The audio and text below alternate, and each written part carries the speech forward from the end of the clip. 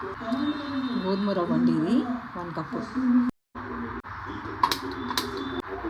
కందిపప్పు అండి, కడిగి ఉడకబెడుతున్నాను. గోధుమ రవ్వ కిచిడి అండి.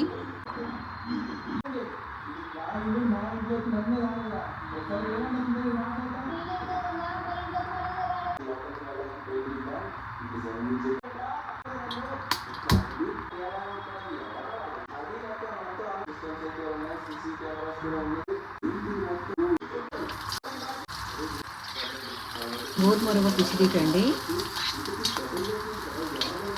ఎక్కువ వేయించకూడదండి, లైట్గా కచ్చపక్కగా వేయించుకోవాలి. మనము వెజిటేబుల్స్ ఎక్కువ కూడా మనం వేయించుకోవద్దు, ఎందుకంటే వాటి ఉన్న విటమిన్స్ అన్ని వెళ్ళిపోతాయి కాబట్టి మనం లైట్గా వేయించుకోవాలి.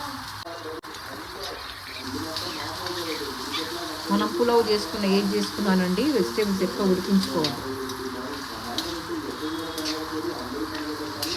రైస్ తక్కువ చేసేయాలనుకున్న వాళ్ళకు గోధుమ రవ్వ కిచిడి అండి. ఇంటి గోధుమ రవ్వతో కిచిడి అండి, చాలా చాలా బాగుంటుంది. ఇలా అన్ని మనం మసాలాలు, గరం మసాలా దినుసులు, వెజ్జీస్ వేసుకొని చేస్తే ఇష్టపడిన వాళ్ళు కూడా ఇష్టంగా తింటారండి గోధుమ రవ్వ అంటే.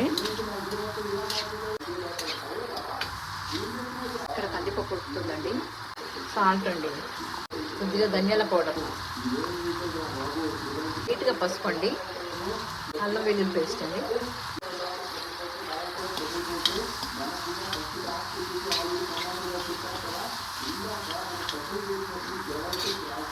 అన్నీ దూరగా కాకుండా లైట్గా వేయించుకోవాలండి. మనం మామూలుగా అయితే బ్రౌన్ రంగు వచ్చే వరకు వేయిస్తాము. ఇది మనం ఎలాంటి పప్పుచారు కూరగాయ లేకుండా కూడా మనం పెరుగు చట్నీ తినొచ్చండి, లేదా ఇలాగే కూడా మనం తినొచ్చేయచ్చు. పెరుగు చట్నీ కూడా లేకుండా తినేసేయచ్చు మనం. స్టవ్ ఆఫ్ చేశానండి.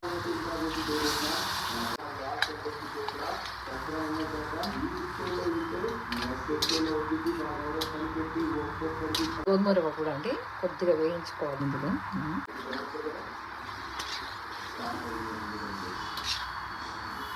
ఒక 2 గ్లాసుల వాటర్ పోసి మనం సిమ్ మీద పెట్టి ఉడికించుకోవాలండి, అంతే.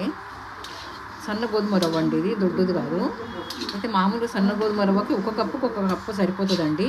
కాకపోతే మనం ఇందులో కందిపప్పు వేసాం కాబట్టి కిచిడీలాగా కాబట్టి ఒక 2 గ్లాసెస్ వేస్తున్నాం. కందిపప్పు సగం ఉడికినా కూడా ఇంకా మిగతా ఉడకాలి కాబట్టి 2 గ్లాసెస్ వరకు వాటర్ పోస్తున్నానండి. గోధుమ రవ్వ పచ్చి వాసన వరకు పోయే వరకు వేయించి ఆ తర్వాత వాటర్ పోసి దమ్ముకేసి దించేసుకోవడమేనండి. కొత్తిమీర జల్లి సర్వ్ చేసుకోవడం. కొత్తిమీర అయితే నిండుకుందండి, లేదు నా దగ్గర కరివేపాకు కొత్తిమీర.